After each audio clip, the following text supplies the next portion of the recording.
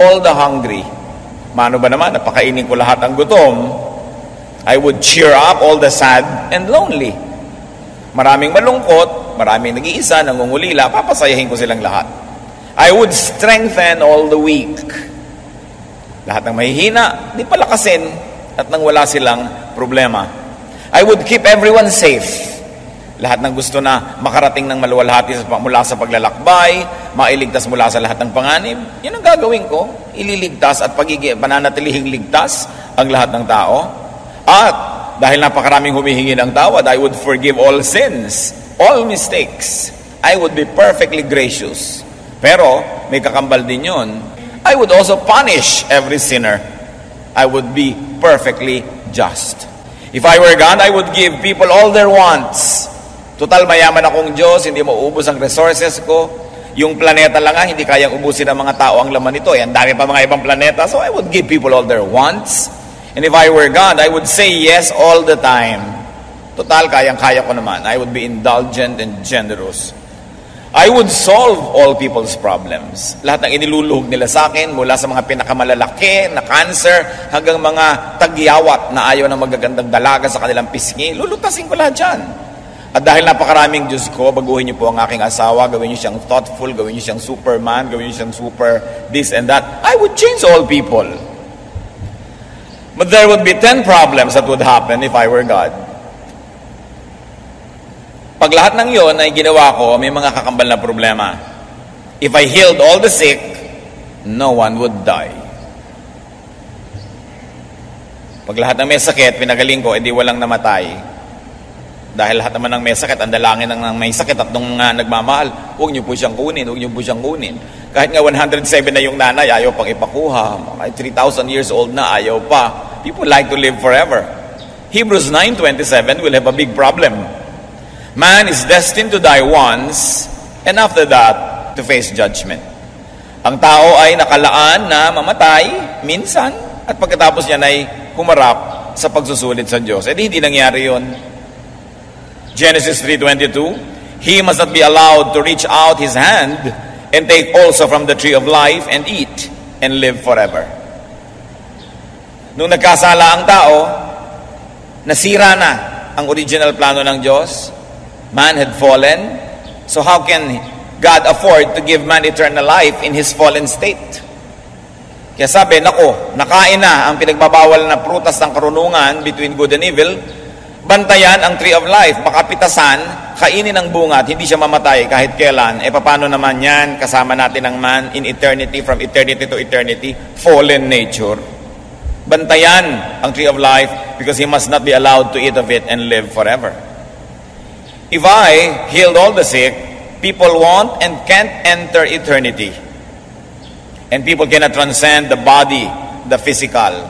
Malaki po ang problema pag hindi namatay ang tao. The spirit cannot return to God. Hindi makauuwi ang espiritu sa Diyos na pinagmulan.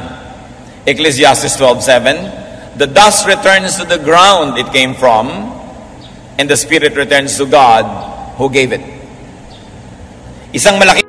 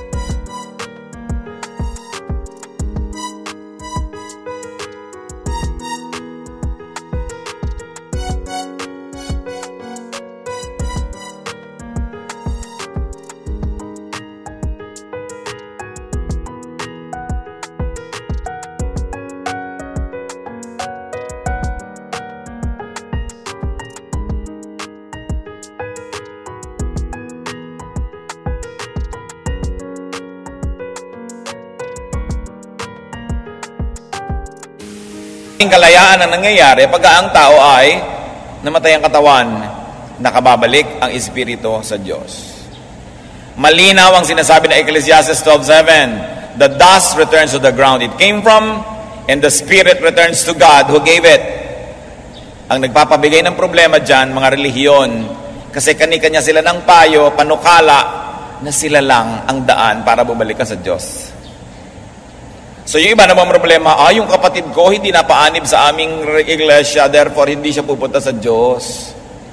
Yung mga tao doon namatay na hindi namin naging member, therefore hindi sila pupunta sa Diyos. Sa Ecclesiastes 12:7 sabi, ang namamatay, bumabalik sa Diyos. Pag-aralan nyo kung ano kahulugan niya sa inyong buhay, and how you'd operationalize the teaching that comes from the wisest man that ever walked the face of the earth. So ang namamatay, nagkakaroon siya ng pagkakataong bumalik sa Diyos. Isa pa pang problema, kung ang tao hindi namamatay dahil sa sakit, people would be careless. Baka pagkakain kayo ng dilata, pati lata kainin nyo. Iinom kayo ng kung ano-ano, pati yung lalagyan, inumin nyo yun. People would be reckless, and people would trivialize life. Marami pong tao, kaya lang nagkakaroon ng napakalalim na pagmamahal sa buhay, kung naranasan na nilang manganib, mamatay. Yung naranasan na nilang magkasakit, yung mga namamahal mo yung mahal mo sa buhay ng sobra dahil minsan naghingalot, akala mo inawala na, na-realize mo ang buhay mo yung magiging iba pag naiba siya, kaya namamahal mo tuloy. Pero kung hindi nangyari yon, wala, black and white lang ang buhay mo, hindi colored.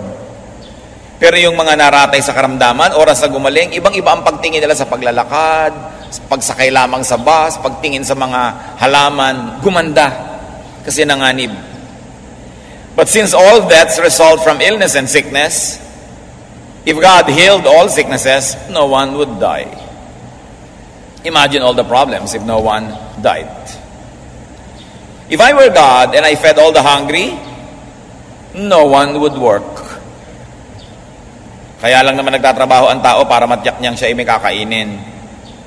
At kasama na doon yung ibig sabihin ng meron siyang isusuot, meron siyang gagastahin, meron siyang gagamitin sa buhay. Pero kung ang tao ay pakakainin ng Diyos lahat, anong mangyayari sa atin? Idinisenyo ng Diyos ang tao na meron siyang kaligayahan na nakakamit pag siya ay nagtatrabaho. Kaya yung mga hindi pinagtatrabaho, inip na inip. Kaya yun pong maging busy tayo sa trabaho, isang malaking blessing dahil ang kakambal nun o kabaligtaran, yung wala kang gawin at mainip ka. Ang pinakamahirap gawin sa buhay, yung walang magawa. And of course, if the devil finds you doing nothing, he will put you to work. Kaya nagagawa mo tuloy, mali. And if people need not work for food, people would be bored. And because no one dies, remember kung wala namamatay, what evil would people do? Kung minsan nag-iingat ka lang dahil baka ka mamatay. Kung hindi ka mamamatay, ano-anong mga kabalbalan ang gagawin ng tao? Laban sa kanyang sarili at laban sa isa't isa. Yung takot lang nating mamatay ang nagpapaingat sa ating kuminsan kung wala ka nung ganung takot dahil hindi ka naman mamamatay, edi kung ano-anong mga kabulastugan ang gagawin ng tao sa buhay. Genesis 6:5, the Lord saw how great man's wickedness on the earth had become, and that every inclination of the thoughts of his heart was only evil all the time. Napakaraming kasamaan laman ang isip ng tao. Nagpapakabuti lang at sinisikap maging mabuti para hindi mapahamak.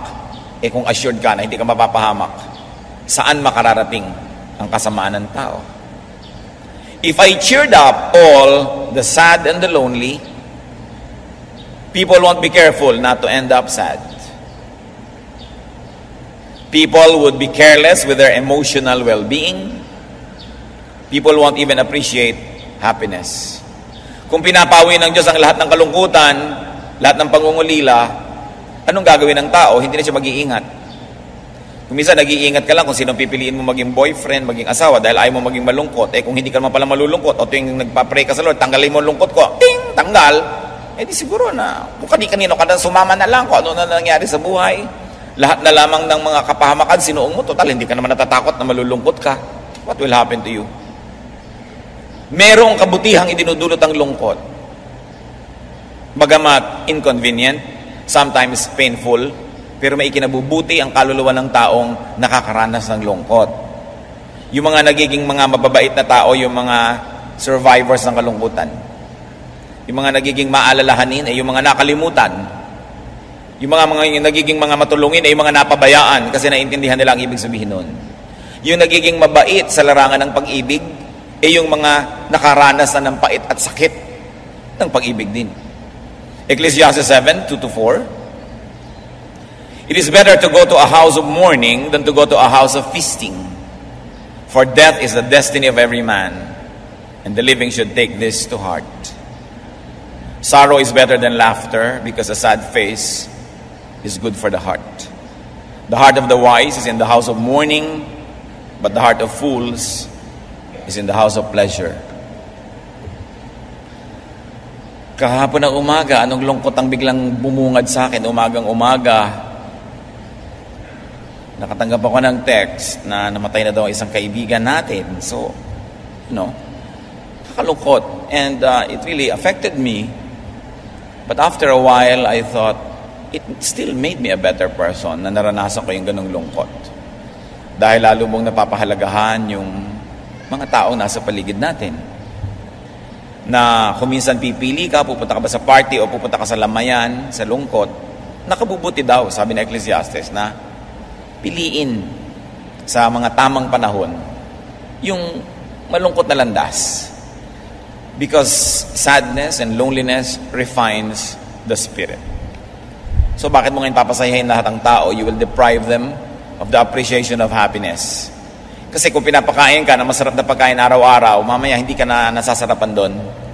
Hindi mo na yung pinapansin. Sinusumpa mo na yung masarap na pagkain. Kasi laging gano'n na lang. If I strengthen all the weak, if I strengthen all weaknesses, people won't even bother to strengthen and to develop themselves. Kung lahat ng kahinaan ng tao, biglang papalakasin na lang ng Diyos. O mahina ka sa spelling, ting, ang galing mo na. Mahina ang iyong katawan, ting, palakasin. No? Mahina ang iyong loob, palakasin. Walang gagawin ng tao para ayusin ang kanyang sarili. Walang gagawin ng tao para magsikap na ayusin ang kanyang buhay. At kung lahat ay malakas, dahil lahat naman ang prayer, pagandahin niyo po ako kung lahat magkakamukha ng ganda. Palakasin niyo po ako, magkakamukha ng lakas. Payamanin niyo po ako, lahat magkakamukha ng yaman. Boring ang buhay nun. Everyone would be equally strong. No one would need another person. Pero nyo, kung binigay ng Diyos ang prayer ng lahat, na lahat yumaman, edi wala nang maglilinis sa mga kalsada. Who will clean the toilet? No? Wala nang mag-aasikaso na magpaandar ng mga airport dahil lahat nasa bakasyon. Wala nang magpapaandar ng buhay, wala nang matadero, wala nang tindera, wala nang manikurista, wala nang, hindi naandar ang buhay kasi lahat pare-pareho na lang, no? So napakalaking problema pag sinunod ng Diyos lahat ng dasal ng lahat ng tao. Gusto ng Diyos kasi ang mga tao may kani-kanyang kakanyahan, may kani-kanyang kahinaan, may kani-kanyang lakas para magtulungan. Sapagkat sa pagtutulungan, sa pagsasama-sama, merong ligaya na natatamasa ang tao na hindi niya nakukuha kung siya nag-iisa lang sa buhay. Kung ikaw ay kayang-kaya mo na ang lahat, kaya mo nga, hindi mo kailangan ng tao, walang tao sa paligid mo. At dahil hindi mo kailangan, hindi ka na rin nakikisama. Kaya lang naman kung minsan nakikisama ka dahil baka dumating ang panahon may kailangan ka eh. Dahil hindi mo na kailangan, yayabang ka na. At sa pagyabang mo, nahihiwalay ka ng nahihiwalay sa mga tao. Anong naghihintay sa iyong emotional well-being? Liligaya ka ba nun? O lulungkot? Kaya sinadya ng tao na bawat isang tao ay may kakanyahang mga katangian, meron siyang mga kalakasan. At dahil doon, meron din siya siyempre kahinaan dahil alam namang puro ka na lang lakas. Because of that, people need each other. And in needing each other, that you feel human. Yung mga natatakot umibig, natatakot magmahal, takot kayo maging tao. Sapagkat ang ibig sabihin ng maging tao ay yung mga ilangan at kailanganin. Magmahal at mahalin. Makisangkot sa buhay ng may buhay, bagamat hindi sa lahat ng buhay at hindi sa lahat ng tao, makipagmabutihan, makipag-isa. Merong ligaya na natatamasa lang nung nakikipag-isa sa kapwa, na kailanman hindi mararanasan nung sobrang independent. 1 Corinthians 1:10, all of you agree with one another, so that there may be no divisions among you, and that you may be perfectly united in mind and thought. When people are united in mind and thought, and this unity is sometimes compelled and forced upon them by need, because you need one another, people discover joy. Sabi nila, ang mga Pilipino, close family ties. We must never forget that one of the reasons why we have close family ties is because many of us are poor. We need each other. May kasalan doon, hindi mo pairam yung mga plato-plato mo kung sa probinsya ka, dahil baka ikaw naman maglamayan, wala magpapadala din ng kanilang mga tasa-tasa sa iyo, ang dami mong kailangan. Yung mga close family ties na yan, mga relatives namin, nandito lahat kasi holiday. Kung mayayaman ang lahat ng kamag-anak mo, mag-hotel yan, ba't yung magsisiksik sa bahay mo? So there is interdependence because people need each other. And because we are compelled to be there, because we need and we are needed, love grows. Relationships grow. And we harvest the benefit of being with fellow human beings. And you know why it's a blessing to be with fellow human beings? Because each human being is also created in God's image. And there is a facet of God, there is a character of God that you can find in each person, waiting to be discovered. Although there's also a character of Satan that is there. No? Kaya pinipili mo na lang, alin ba yung titignan, alin ang tititigan, alin ang papalakihin at papaliitin sa ugali ng kapwa mo, dahil hindi naman pwedeng piliin mo lang yung gusto mo dahil buo siyang tao. Meron siyang katangian at meron siyang kapintasan. Hebrews 10:24, let us consider how we may spur one another on toward love and good deeds. Kailangan daw na tayo ay magtulungan na palabasin ang mabuti sa isa't isa para maging maibigin siya, at dahil siya ay kaibig-ibig, iniibig din natin siya, at dahil iniibig natin siya, nagiging kaibig-ibig tayo sa kanya, tumitibay ang samahan. Napaka-importante na hindi lahat ng weaknesses pinagmamagikan ng Diyos para maging strong. Because the super strong can be isolated because they don't need anybody. If I kept everyone safe, people would be reckless. Kung alam ng tao na kahit anong gawin niya, hindi naman siya mamamatay, safe naman siya, anong gagawin niya ng mga kapabayaan? No one would value life. No one would value discretion.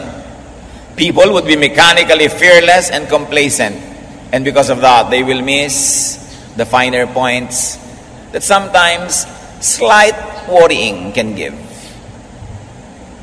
Kasi pagka alam mo na nag-aalala ang mahal mo sa buhay dahil wala ka pa, umuwi ka nga para huwag siya mag-alala. Pero pagka alam niya na wala namang mangyayari sa iyong masama at alam niya yon, baka hindi ka na umuwi. Total, wala naman siyang aalalahanin, wala siyang iisipin. Isaiah 47:8, now then listen, you wanton creature, lounging in your security and saying to yourself, I am, and there is no one besides me. I will never be a widow or suffer the loss of children. Sabi, magtigil ka, tao, na sinasabi mong okay ka, secure na secure ka, hindi ka mauulila, hindi ka mangungulila, hindi ganyan ang pamumuhay. Kailangan merong healthy level of knowledge and awareness that indeed there is danger in life. That the good things we enjoy may suddenly be taken away from us, or maybe slowly taken away from us. Because of that, we appreciate what we have, and we appreciate whenever we have something good. If I forgave everyone everything, people would abuse. People would live wantonly. People would be calloused. Kung ako'y Diyos, patatawarin ko ang lahat, ang kasalanan ng lahat ng tao, isang tiyak na bagay mangyayari. Aabuso ang lahat. Subukan mo ang isang opisina na walang boundary clock. People can just come on their own. Naku, kung ano-ano mga dating niyan. Yung iba darating ng alauna, yung iba alana, talagang hindi na dumating. Wala namang boundary clock eh. Yung mga empleyado sa mga fast food, diba, may nailigwak, naitapon, nasunog, nasira. Pagka hindi mo sinalary deduction, sigurado patakot-takot ang maliligwak, matatapon lahat. Abuso yan. 2 Timothy 3:2-4. People will be lovers of themselves, lovers of money, boastful, proud, abusive, disobedient to their parents, ungrateful, unholy, without love, unforgiving, slanderous, without self-control, brutal, not lovers of the good, treacherous, rash, conceited, lovers of pleasure rather than lovers of God. This will happen and much more if people knew that they would not be punished for wrongdoing. Pagka nakalagay, no parking, at alam mo naman na hindi ka naman huhulihan, hindi ka mumultahan, hindi ka mapapagalitan, edi bumara na ang buong kalsada. Pag alam mo that if you can beat a red light at hindi ka naman paparusahan, hindi nagbanggaan na ang lahat ng tao dahil hindi naman nila papansinin yung batas. Pag alam ng mga bata na kahit 15 taon na sila sa second year high school, hindi sila mapaparusahan, baka abuti sila ng 50 taon doon. At dahil hindi naman sila magugutom, inasure naman yun ng God, hindi nila kailangan talaga magsikap magtrabaho. Hindi naman sila mangangailangan ng ganito mga bagay. On the other hand, if I punished every sinner, kabaliktaran ng I'll forgive, if I punished every transgressor, no one would be spared. Kung pinatawad ko lahat ng tao, problema. Ang kabaliktaran nun, parusahan ko lahat ng tao, hindi wala namang naligtas. Kasi lahat dapat parusahan. Pag sinabi din yung, di Lord, parusahan nyo na lang po yung iba, basta huwag kami. Diba? Pagka sinabi mo naman na, patawarin nyo na lang po kami, huwag naman yung iba na lang. Hindi pwede yon, kasi pag ang Diyos gumawa ng batas para sa lahat. Pag may gravity, lahat bumabagsak. Banal man o makasalanan, pag natapilok, matutumba. Banal ka man o may kasalanan, pag dinapuan ka ng mikrobyo at wala kang immunity doon, kakasakit ka. Banal ka man o may kasalanan, may lumipad na bala, tumama sa bungo mo, patay ka. Because the law of God applies to all. God is respecter of no man.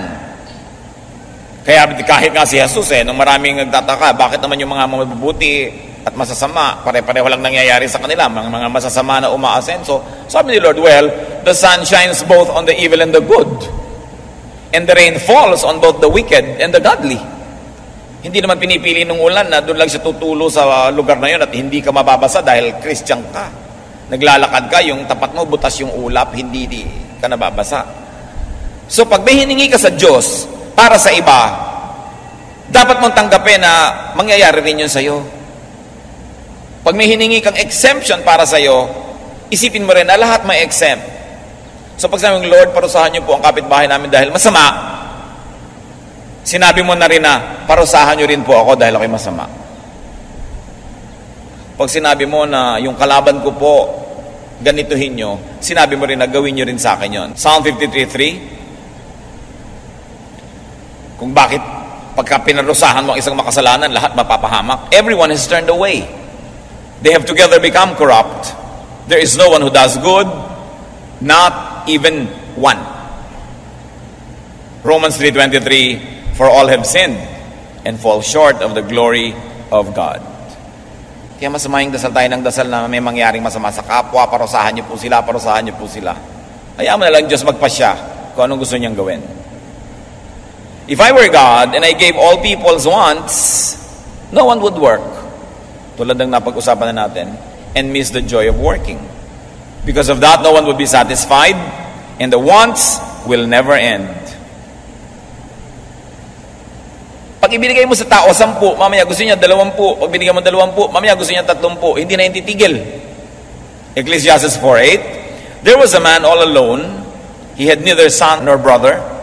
There was no end to his toil, yet his eyes were not content with his wealth.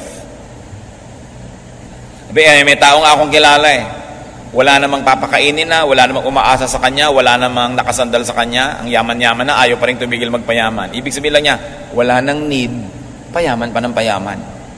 Kasi hindi naman makokontento tao. So pag mo, Diyos ko, bigyan nyo lang po kami ng bahay sa Camellia Home, sasaya na po kami. Akala mo totoo yun?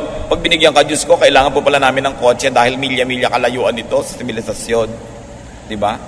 Pag binigyan ka na ng kotse, Diyos ko, kailangan ko po pala ng panggasolina dito araw-araw, kailangan ko po pala ng pang-change oil, pang-change tires, kailangan ko po pala nito, noon, etc., etc.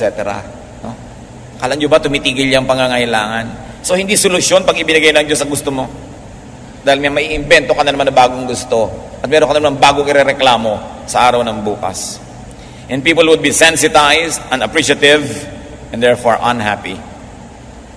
Ecclesiastes 5:10, whoever loves money never has money enough. Whoever loves wealth is never satisfied with his income. This too is meaningless. Sabi, hindi nasasatisfy ang tao. Hindi solusyon. Diyos ko, ibigay mo po sa amin ito. Sabi ng iba, Pastor, ipanalangin naman natin ang Pilipinas, payamanin ng Diyos para tayo sumaya. O tingnan nyo na lang yung lahat ng mayayamang bansa kung masaya nga ba. Bagamat masarap namang karoon tayo ng pera sa bulsa natin, makain natin ang gusto natin. Pero para isipin mo na yun na magiging daan para kasumaya, hindi yun guarantee. Ang mahalaga, kahit anong kalagayan mo ngayon, umimbento ka ng saya. Kung saan ka man naroon, ano man ang kinasadlakan mo ngayon, gumawa ka ng saya. Sasaya ka. Huwag mo isipin, pag lang nandun ako, tsaka pa ako sasaya. Tapos nakarating ka doon, malalaman mo, sabi ni Solomon, meaningless. Patungo pa lang kayo, pauwi na ako, huwag na kayo mag-aksaya ng panahon. Balik kayo. Hindi ito ang daan. Sabi niya. Kailangan ng kaligayahan, ginagawa sa puso. Kailangan ng kasiyahan, ginagawa mo immediately where you are. Nakatira ka sa isang barong-barong, sabi mo, pag nakatira ako sa palasyo, sasaya na ako. Akala nyo totoo yun? Pwede. Pero hindi garantiya na laging mangyayari. Kung ano ka dapat, nasaan ka, anong kalagayan mo, anong weakness mo ngayon, anong meron ka, anong wala ka, gumawa ka ng saya. Sabi nga ng Desiderata, strive to be happy. Meron kayong gustong ikarir nyong sumaya. Kung ano man yun, nagpapasaya sa inyo, gawin nyo yun. Hanggat hindi nakasasama sa kapwa at nakakasama sa inyong sarili. Gawin nyo. 70 years old kayo, gusto nyo mag-gel sa buhok, tambakan nyo ng gel. Sumaya kayo Ano ngayon? Mas huwag nyo lang ninakaw yung gel sa iba. Di ba? Biyuda kayo, gusto nyo magka-boyfriend. Di mag-boyfriend kayo. Pipigilan kayo ng mga anak nyo. Huwag kayong papigil. May kani-kanyang asawa rin yan. Pagka uwian na sila, tapos eto ka, kausap mo, picture. Pagka may mga okasyon, mabuti pa ang kalendaryo, may date, ikaw wala. Okay, nagkikinig sa mga tao, pigil ng pigil. Basta hindi masama, gawin nyo, gumawa kayo saya. Pag nagpantay na inyong paa, humarap na kayo sa Diyos, ipagsusulit nyo, anong ginawa mo sa buhay mo? Nagmukmo ka ba? O pinasaya mo buhay? Binigyan kita ng buhay para lasapin mo lahat ng kabutihan ko. Tapos pigil ka ng pigil dyan. Diba? Sumaya ka. Gusto mong palitan ng iyong hairstyle? Matanda na po yata ako. Gawin mo. Hindi naman immoral yun No? Ang dami-daming mga pwedeng gawin na hindi naman masama, pinipigil ang tao. Ba't po kayo lagi naka-duster? Kasi matanda na ako. Ba't hindi kayo mag-shorts? Ba't hindi kayo magtangga kung gusto ninyo? Anong problema dyan? Diba? Gawin nyo. Meron pa gusto ko na po mga makatapos ng college, kaya lang 16 na ako. Gawin mo. Ba't di mo gawin? Ikakasaya mo pala yan. No? Kasi ang tao, maraming lungkot. Gusto mo man o ibig, sabi ni Balagtas, sapagkat ang mundo'y bayan ng hinagpis, mamamaya'y sukat ni bayan ng dibdib. So pag dumadating yung schedule ng hinagpis, harapin mo. Pero pag wala namang nakaschedule ngayon na hinagpis ang buhay, mag-enjoy ka. Kasi yung kasiyahan mo na magpapalakas sa'yo para malampasan mo yung mga araw ng hinagpis na hindi pwedeng iwasan. Ang masama, kahit hindi araw ng hinagpis, umiimbento ka ng hinagpis. Pigil ka ng pigil. Tuloy, pagka dumating yung problema talaga, wala ka malang mabalikan sa alaala mo na kasiyahan. Hindi ka na-recharge. Lagi kang low bat. Kailangan ng tao nag-charge. And remember to be contented and happy where you are. Don't always desire for this man's art or for that man's scope. Don't always look at the other side. The other side is always looking nicer. Sabi nga, the other man's grass is always greener. The sun shines brighter on the other side. At kung hindi kayo agree, pag nasa restaurant kayo, tingnan nyo yung in-order ng kabilang mesa, laging mukhang mas masarap kesa sa in-order nyo. Kung ano yung nakahain sa inyo, yun ang na-afford nyo, enjoy it. No? Huwag tayong greedy. Huwag nating laging hanapin yung wala. Tuloy, hindi natin napapansin kung sinong nandyan. Jeremiah 6:13, from the least to the greatest, all are greedy of gain. Sakim talaga ang mga tao. Gusto kunin, kamkamin yung mga hindi na nila kayang hawakan pa. Dapat alam natin kung paano tayo sasaya, kung anuman ang nandun, kahit anuman yung wala. If I solve all people's problems, no one would work. No one would be careful. Life would be dull. Yung mga problema, mahirap lang habang nandyan. Pero pagkalampas, mas masarap ang buhay. Yung kuminsan ikaw ay pinag-fasting, may blood test ka bukas, 10-hour fast.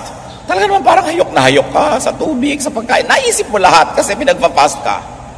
Pero nung nakuha na yung dugo mo, pwede ka nang kumain. Ang sarap mag-almusal. Pero nasarapan ka lang dahil naranasan mo mag-fasting. Parang yung nag-iibigan, ang sarap naman niyang tingnan at yakapin. Dahil 3 buwan kayo hindi nagkita. Subukan mong araw-araw na nakabalandra sa pagmamukha mo yan. Masisikipan ka rin. Masarap yung nangungulila dahil lalo mong namamahal. Loneliness remembers what happiness forgets.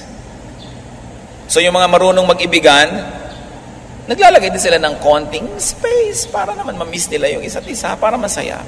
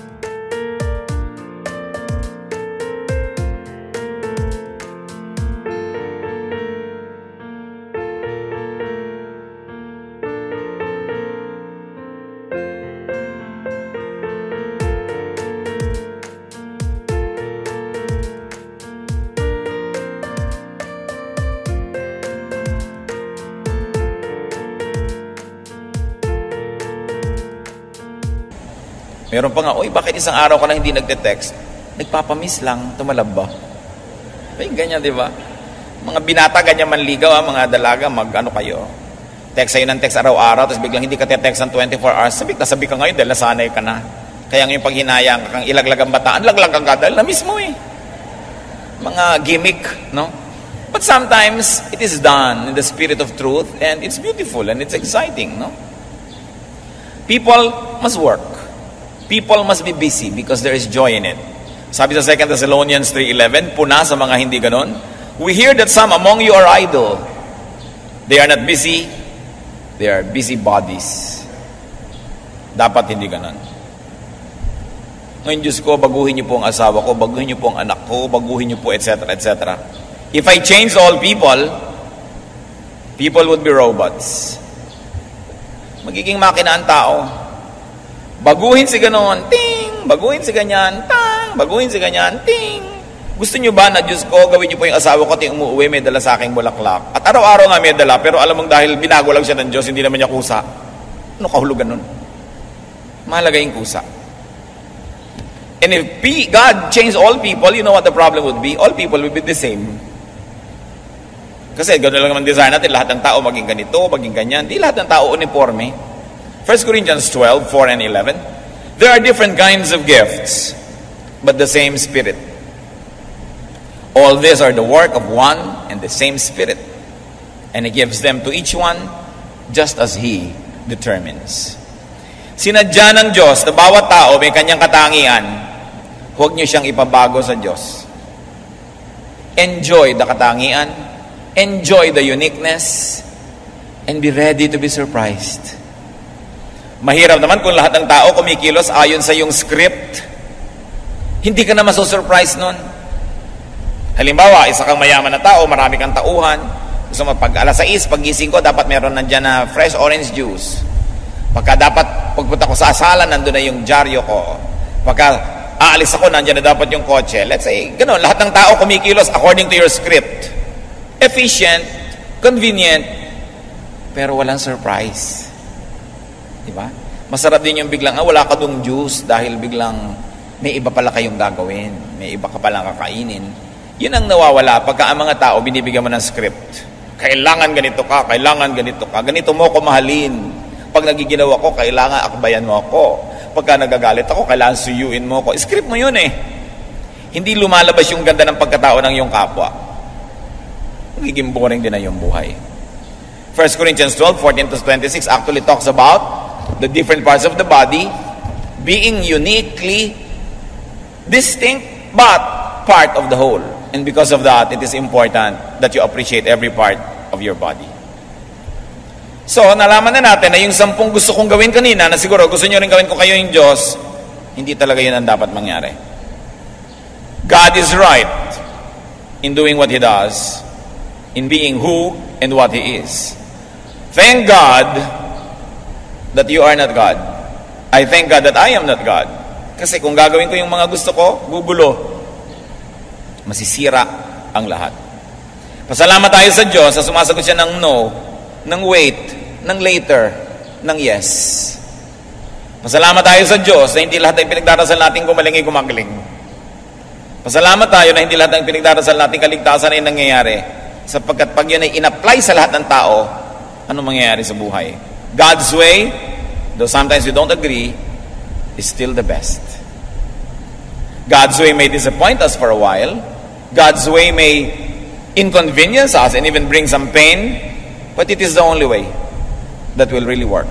Given that man is in a fallen state. Sapagkat ang tao ay nasa ganitong estado ng pagkakadapa at pagkakawasak dahil sa kasalanan, yung paraan ng Panginoon pa rin ang pinakamabisa at pinakatama, bagamat paminsan-minsan, pag nagiging personal sa atin, masakit. Pag nagiging personal yung application ng kamatayan, ng kabiguan, ng palo, ng pagtutuwid, masakit. Pero balik na rin yun na hindi yun i-apply kahit kanino, mas magulo. Psalm 119, 129, your statutes are wonderful. Dumadating ba tayo sa ganon? Hindi natupad ang pangarap mo?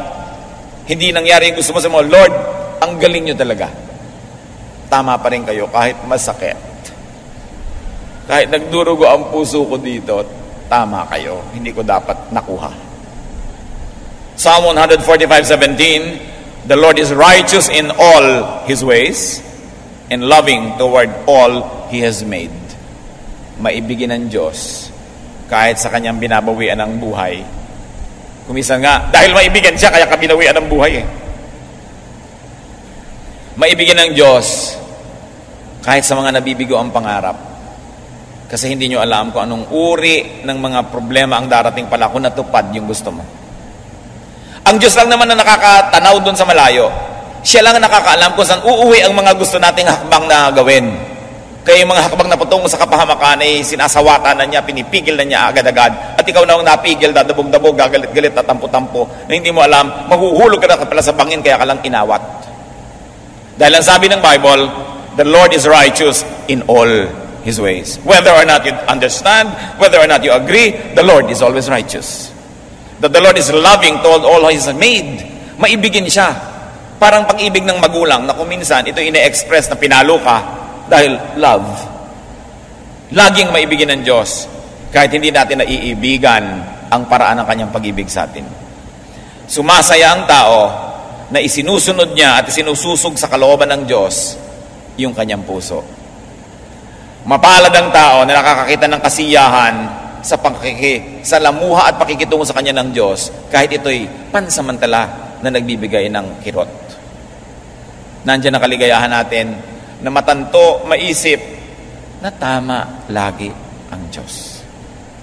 Therefore, do not quarrel with God. Huwag ka na makipag-away sa Diyos, wala ka naman panalo. Tsaka ano ba naman ang alam natin? Kahit ka pa 80 years old ka pa lang nabubuhay. God is forever. Ano laban mo doon kung sino talagang marunong? Do not tell God what to do. Tanggapin mo ang kanyang kalooban. Isaiah 45 verse 9, woe to him who quarrels with his maker, to him who is but a potsherd among the potsherds on the ground. Does the clay say to the potter, what are you making? Kung palayo ka lang, ginagawa ka lang ng potter, huwag kang kumibo, ayaan mo siyang gawin ang gusto niyang gawin. Huwag kang makialam dyan. Alam ng Diyos ang ginagawa niya. So what is God's way? Sariwain natin yung basic na katotohanan tungkol sa Diyos. God created everything. God created every way, every procedure, every method. God created natural law. Lahat ng bagay at lahat ng paraan kung paano umaandar ang mga bagay, Diyos ang may likha.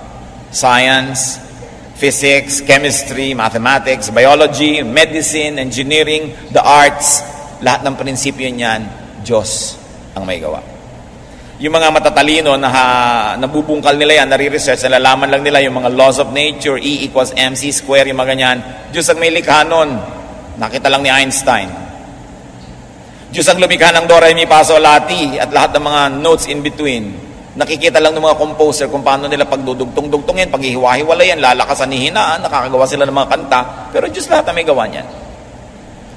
Diyos ang may gawa ng laws of physics. Na lumilipad ang aeroplano pag ang bilis-bilis ng speed, pagkatapos yung pakpak, ia-angle, tatama sa hangin, magkakaroon ng resistance ang hangin, ang bilis-bilis ng speed niya, tataas siya.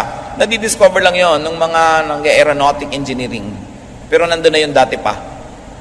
Yung pag-filter ng tubig, kung paano lilinisin yung maruming tubig para maging mineral water or filtered water, dati nang ginagawa yan ng Diyos, nalaman lang ng tao.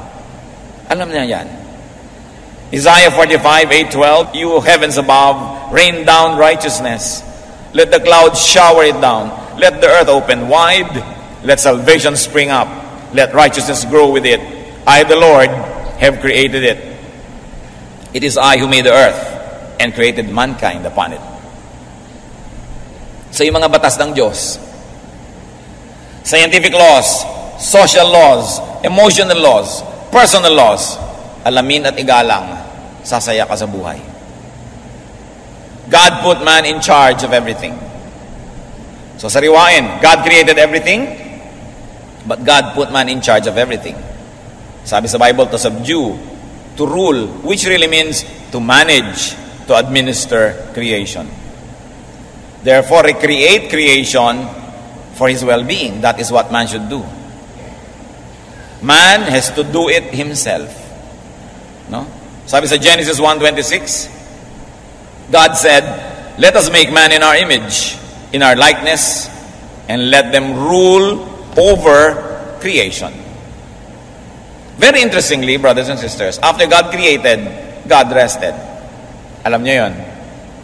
6 days He created. On the 7th day, He rested. Sa palagay niyo, yung natapos yung 7 days, first day, dumating uli, nag-work uli ang God? Repeat? Gagawin niya uli ang ginawa niya lahat? No, God is at rest. Genesis 2:2, by the 7th day, God had finished the work that He had been doing. So on the 7th day, He rested from all His work. Namnamin niyo to. Nung dumating ang ikapitong araw, tapos na ang Diyos sa lahat ng gagawin niya. So sa palagay niyo, nung umikot uli ang isang linggo, inulit na naman niya ang ginawa niya? Hindi. Tapos na eh. Nung ginawa niya ang lahat ng law of nature, law of gravity, law of the planets, law of medicine, law of health, law of everything, sabi niya sa tao, bahala ka na. Rule. Manage the earth. So God is at rest. Genesis 2:3, God blessed the 7th day and made it holy, because on it He rested from all the work of creating that He had done. God mandated people to run their lives, to live their lives. Sabi ng Diyos, natapos ko ng lahat. I-maintain mo na lang yan, ha? Papaandarin mo na lang. Magpapahinga na ako, bahala ka dyan. Genesis 1:28, God blessed them and said to them, be fruitful and increase in number. Fill the earth and subdue it. Rule over the fish of the sea and the birds of the air and over every living creature that moves on the ground. So who rules the earth? God. But God already delegated it to man. Kaya pag sinira natin yung environment, sira. Pag minahal natin yung environment, buo. Pero Diyos ko, magparami ka po ng mga halaman. Ano ba? Hindi ba inilagay ko na nga sa seeds? Ang dami-daming seeds ng bawat isang halaman. Magpaparami talaga yan ng kusa. Mga isda, magpaparami yan ng kusa. Talagang kusa sa lahat ng creation, magparami. Ituloy ang buhay. Alangan namang bukas, mag-create na naman ako ng nara dahil inubos nyo. No? Bukas, mag-create na naman ako ng talakitok dahil na-extinct. Inilagay nga lahat yan. I-manage yun ang walang ma-extinct. Aandar kayo lahat. Lahat ng tubig nyo, magre-recycle. Recycle lang naman ng tubig, ha? May bago bang isang patak ng tubig na inilagay yan Diyos dito sa earth mula nung creation? Wala. Lahat na-recycle. Kaya yung ininom nyo kanina, pinagbabara ng paa ni Cleopatra 2,000 years ago. Yun din yun eh. Paulit-ulit lang yan. Yung kinain yung isda, mga nalunok niya siguro, yung kuko ni Julius Caesar. So nakain mo rin si Julius Caesar. Paulit-ulit lang. Ikaw din, magiging papaya. Di ba? Pag namatay ka, magiging lupa ka na naman, magiging malunggay ka, kakainin ka ng kalabaw, yung kalabaw, kinainin ka. Paulit-ulit lang. Yung kaluluwa lang ang galing sa Diyos at ibinabalik sa Diyos. So sabi, dapat people should help themselves. Huwag kayong asa ng asa sa Diyos sa lahat-lahat. Sabi, ginawa ko na lahat, ibinigay ko na sa inyo, binigay ko kayo ng utak, binigay ko kayo ng karunungan, I created you in my image, tapos gusto nyo ako lahat gagawa. No? Diyos ko, may sakit po ako, pagalingin nyo ako. Bakit ka nagkasakit? Hindi tip mo lahat ang sigarilyo sa buong mundo, tapos ngayon gusto mo pag magic ang buuin niyo po ang relasyon namin mag-asawa. Ang sungit-sungit mo, away kayo ng away, tapos ipapabuo mo sa akin, kayo sumisira, ipapabuo niyo sa akin. Ano ba kayo? Kaya maraming dasal, parang hindi nadidinig. Hindi mo naman dapat dinadasal dapat gawin mo. Diyos ko, pagpalain niyo po ang mahihirap, pakanin niyo po sila. Di ba, kinrehit ko na lahat ng pagkain, lahat ng halaman. Ikaw na may pagkain, pakainin mo siya. Mag-manage ka, mag-fundraising ka, pakanin mo. Ba't ako papakainin mo sa kanya? Tapos na ako, nagpapahinga ako. Sana maintindihan natin ang ibig sabihin ng Sabbath ng Diyos. He is at rest. Huwag natin siyang pagawin. Dahil ibinigay na niya lahat yung tool, lahat ng capacity sa tao. We were created in His image. 1 Thessalonians 4:11, make it your ambition to work with your hands. No, not to move God to do it for you. At kasama dyan, sa pamamahala natin ng lahat-lahat, gusto kasi ng Diyos that people help each other. Diyos ko, hindi ko po kayang gumawa ng dam. Kaya nga milyon-milyon kayo para gumawa kayo, magsama-sama kayo. Paano po kami magsasama-sama yung magkakaaway kami? Kaya magbati-bati kayo, magkasundo-sundo kayo, mag-ibigan kayo, makakagawa kayong dam, makakagawa kayong pyramid, makakagawa kayo ng building dahil nagkakaisa-isa kayo. Sige, mag-away-away kayo dyan, magyera-gera kayo. Yung mga ginawa nyo, masisira pa, miserable ang buhay. Tapos pag miserable, dasal ka ng dasal, Diyos ko, ayusin nyo pong buhay namin. Ba't nyo ginugulo? Dapat tulong-tulong. Kaya sabi sa 1 Peter 4:9, offer hospitality to one another. Hospitality can be everything. Ibig sabihin, yung strong, help the weak. That is how you will survive. United you stand, divided you fall. You, humanity. O yung isang bansa, gumagawa ng atomic bomb, o kung ano-ano pa, atom bomb, etc., etc. Papasabugi niya doon sa ibang bansa. Di ba yung lason, kakalat din sa buong mundo, malalason din siya. Dapat maisip ng tao yun. Tayo na ang pinagkatiwalaan, ayusin itong buhay natin na to. May mundo ibinigay sa ating lahat, ayusin natin. Wala naman tayong ibang pwedeng lipatan. May pamilya ibinigay sa iyo, ayusin mo. Sa kapalilipat, alang ipanganak ka muli para maging anak kaning iba. Nandiyan ka na ayusin mo na yan. That's how you become a little God in your life. By doing what God has assigned you and enabled you to do. Be responsible. No? Because man's thoughts and man's deeds will always have consequences. Hindi pwedeng, Lord, gumawa ako ng masama, i-exempt mo ako sa resulta. No. Aanihin mo yung tinanim. Pasensya ka. Walang personalan. Alam mo yung batas, hindi mo dapat ginawa yan. Ginawa mo, tapos magpapa-exempt ka ngayon sa bunga niyan. 1 Corinthians 7:24, each man is responsible to God. No? Kailangan ng tao matuto kung paano mamumuhay na magkakasama. Don't always ask and expect God to rise from His rest to solve people's problems. Psalm 132 verse 8, arise, O Lord, and come to your resting place. May kanta, so arise to your rest and be blessed by our praise. Yung mga tao, dahil gusto nila, pinagtatrabaho ang Diyos lagi, pinapalitan yung words, ginagawang arise from your rest. Yung sabihin, bumangon-bangon nga kayo dyan sa pagpapahinga ninyo at may gagawin tayo. No? Samantalang the Lord, sabi niya, come to your resting place. Psalm 11 verse 4, the Lord is in His holy temple, the Lord is on His heavenly throne. Anong ibig sabihin? Dasalan, hingan, ungutan, the Lord is in His holy temple. Ibig sabihin, let the Lord rest. Pag yung nanay mo nasa kwarto niya, nagpapahinga, your mother is in her bedroom. Anong ibig sabihin? Nay, magsaing nga kayo. Di ba? She is in her bedroom. Let her stay there and enjoy her time. Pag saying the Lord is in His holy temple, the Lord is on His heavenly throne. Let Him bask in His glory and let Him enjoy His being. No? Hindi natin siya kailangang kaladkarin sa mga maliliit at kung ano-ano mga bagay na binigyan niya tayo ng kakayahan para gawin. Hindi tayo magkakalata, sabi natin, Lord, pakilinis. Makikipag-away tayo sa Lord, pag-ayusin niyo po kami. Kaya niyo yan. You were created in God's image. It doesn't mean independence from God. It doesn't mean don't pray. Pero ilagay niyo sa lugar, hindi lahat-lahat. Dahil sabi, hindi ba, binigyan na kita. Ipagpe-pray mo yung mga mahihirap, meron ka namang ibibigay. Ibigay mo na. Huwag ka naman nalangin. Gawin mo na ang pwede mong gawin. When God breaks His rest, when God breaks His automatic natural law, a miracle happens. Nandun pa lang mga kapatid yung miracle. Yung dapat careless ka, nalaglag ka, sinalo ka, miracle. Pinabayaan mong katawan mo, ngayon manganganib kang mamatay, pinagaling ka, miracle. When God breaks His law for your sake, That's miracle. But would you like to ask God to always break His laws for you? Why don't you just follow the law? So God doesn't have to make an exemption all the time. Psalm 77:14, you are the God who performs miracles. You display your power among the peoples.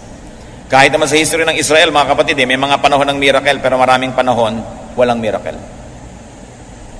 Dumating ang mga kaaway, nasakop sila, sakop. Pinapanalangin ni Haring David ang kanyang anak na gumaling, hindi gumaling, namatay. So anong ginawa ni David? Nung namatay na, kumain, naligo, sabay, patay na, ano pa gagawin ko? Nung nag-aagaw buhay, talagang dasal ako ng dasal, pas ako ng pas, baka may magawa. Pero namatay na, so anong gagawin ko? Alangan namang tumalon ako sa building. So itutuloy ko ang buhay. Dahil sabi niya, magkikita rin naman kami later. The comfort that we have in God. So pag hindi kayo sinusunod ng Diyos, sa inyo hinihingi, huwag magdamdam, huwag maghinanakit, huwag magtampo, lalo namang huwag magalit, at huwag na huwag tumalikod sa Diyos dahil lang hindi mo nakuha yung gusto mo. Nung si Job na napakayaman ay naghirap, malusog ay nagkasakit, sabi ng kanyang asawa, isumpa mo na nga ang Diyos. At sabi ng si Job 2:10, he replied, you are talking like a foolish woman. Shall we accept good from God and not trouble? Gusto mo lang ba ang Diyos pagka ang binibigay sa iyo yung gusto mo at pagka yung ayaw mo na rin sa Kanya? Sabi, Diyos yan! Kung ano man ang ipadala dito, tanggapin. Bakit mo i-return to sender? Sa Diyos galing. Jonah 4:1-4, Jonah was greatly displeased and became angry. Bakit? May iniutos sa kanya ang Diyos, magturo ka sa Ninive dahil siya gunawin ko, masamang syudad yan. At nung nagturo siya, nagsisi yung mga tao, hindi ginunaw. Sabi ni Jonah, ba't ninyo gunawin? Napahiya ako, sinabi kong gugunawin sila. Sayo ng Diyos ang gunawin. Dahil nagbago na yung isip ng mga tao, nagbago na yung dealing ng Diyos, tanggapin mo yan. Don't be childish in dealing with God. 1 Corinthians 13:11, when I was a child, I talked like a child. I thought like a child, I reasoned like a child. When I became a man, I put childish ways behind me. Nung ako'y bata, isip bata ako. Pero hindi na ako bata, hindi na cute maging isip bata. Dapat mag-mature. When all is said and done, sa buhay natin, sa kabila ng ating mga kabiguan, hirap, sakit, tama pa rin. At tama talaga ang Diyos. Buti na lang siya ang Diyos at hindi tayo. Psalm 33:4, the Lord is right and true. He is faithful in all He does. So anong gagawin natin mga kapatid? Magsikap. Do what is best. Do what could be done. Make the most out of life. And when it's your time to go, go without regrets. Ecclesiastes 3:12-13, I know that there is nothing better for happy and to do good while they live, that everyone may eat and drink and find satisfaction in all his toil. This is the gift of God. Enjoyin nyo ang buhay mga kapatid, at kung may kapwa tayo nag-enjoy, huwag nyong pakialaman, huwag nyong guluhin, at huwag nyong sadistahin. Ecclesiastes 11:8, however many years a man may live, let him enjoy them all. Every stage of life has its own happiness, enjoy it. Sabi ng Desiderata, with all its sham, drudgery, and broken dreams, it's still a beautiful world. Sa kabila ng mga kabiguan, hirap, pagod, maganda pa rin talaga ang buhay. Habang buhay ang tao, may pag-asa. Ecclesiastes 9:4, anyone who is among the living has hope. So anong ipinagdarasal nyo? Anong mga nagiging bunga ng ating pagdarasal? At anong nagiging bunga sa atin ng mga sagot ng Diyos? Diyos namin sa langit, salamat kayo ang Diyos at hindi kami. Dahil kung kami, lalo lang gugulo ang planetang ito. Lalo lang magkakabangga-banggaan ang mga hindi dapat magbanggaan. Magiging makasarili lang kami. Ang magiging wakas lang, lahat magdurusa. Salamat o Diyos sa mga sagot niyong yes. Salamat sa mga no. Salamat sa mga later and wait. Basta salamat dahil kayong nakakapangyari. Ang ituro nyo sa amin, maging masunurin, hindi lang para sumunod, kundi sa pagsunod, makita naming tama kayo at masiyahan kami sa pagsunod. Kahit panandalian, hindi kami nadadalian. Makapangyari nawa ang buhay nyo sa amin at maging marunong kami na tanggapin at hanapan ng kasiyahan ang lahat ng uri ng pagsagot mo sa aming mga dalangin. Magbulay-bulay pa tayo mga kapatid.